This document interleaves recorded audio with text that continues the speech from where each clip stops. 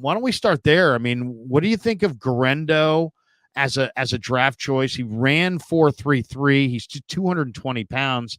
To me, Chase, he looks like a fullback, and I've been saying that all week. They gave him a fullback number, by the way. He's wearing number 49. What do you think? What do you think of the Guerendo pick, and how do you see him fitting in? I had him going to the Niners in a couple of the mock drafts that I did because of a couple of reasons. You look at the overall athletic ability that he has.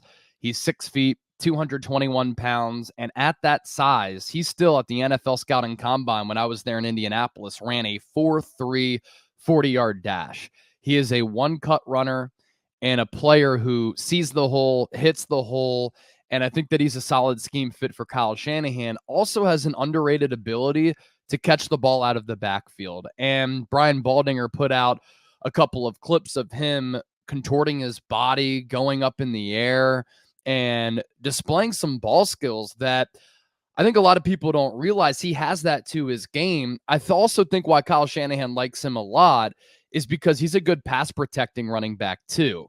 And Jordan Mason is not that. And I think that's part of the reason why the 49ers have shown a lack of trust in Jordan Mason. I like Mason's game as a runner. Frankly, I think that he should get some more time. I love the boom and the thunder that he brings. I think it's an important combination to have when you have the flash and the overall versatility of a Christian McCaffrey. But there's a reason why the Niners haven't played Mason. Every time he's gotten the football on a carry, he's running for 5-6 yards seemingly, and I think he's really talented in that way, but not a good pass protector and isn't really that dual threat back to catch the ball out of the backfield. Guerendo is that and has that to his game.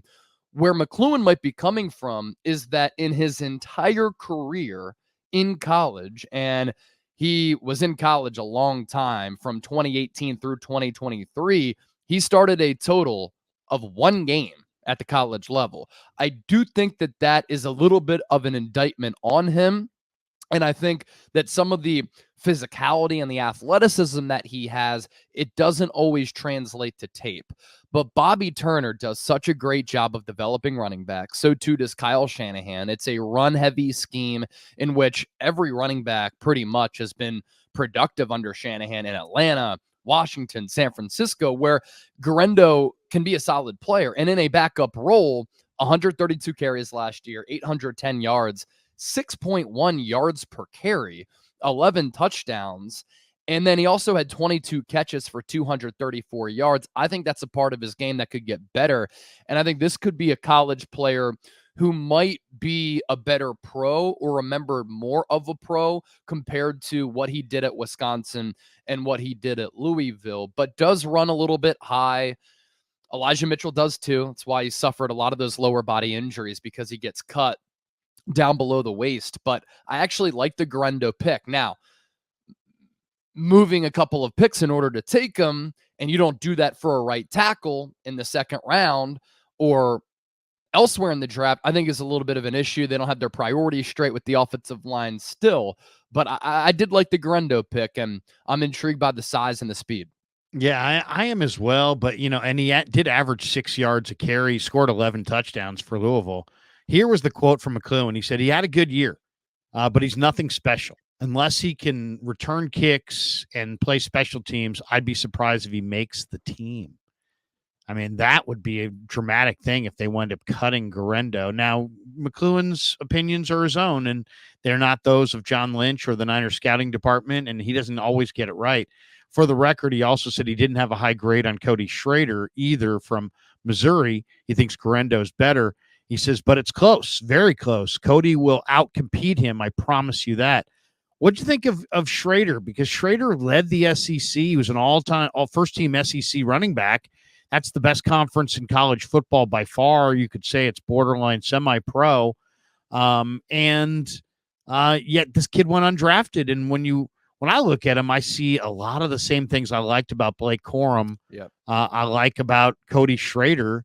I'm not that concerned about the 4.6 140 because he did it in the SEC against the best athletes in college football. I think the Niners maybe got a steal as an undrafted free agent running back again. They haven't Johnny, the Niner running back coach. What's his name again? Bobby Turner. Bobby T. Yeah. Loves, he loves the running backs he loves, and he's got a great eye for running back talent. And he sure found a good one, I think, in Schrader.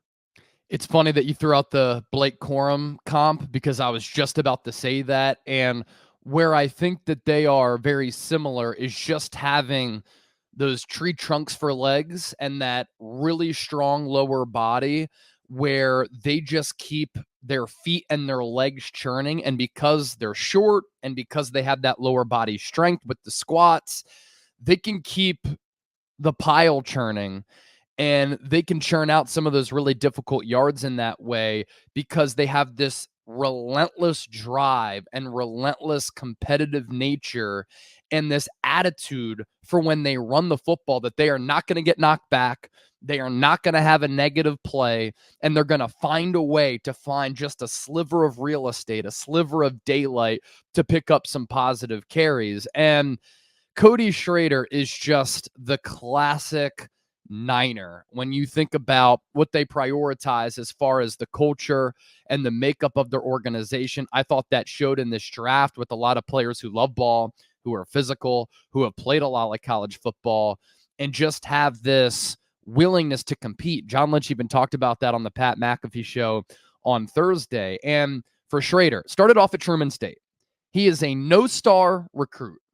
Then he goes to Mizzou as a walk-on, makes the team, and in 2022, his first year at Mizzou, leads the team in rushing after he walked on in January.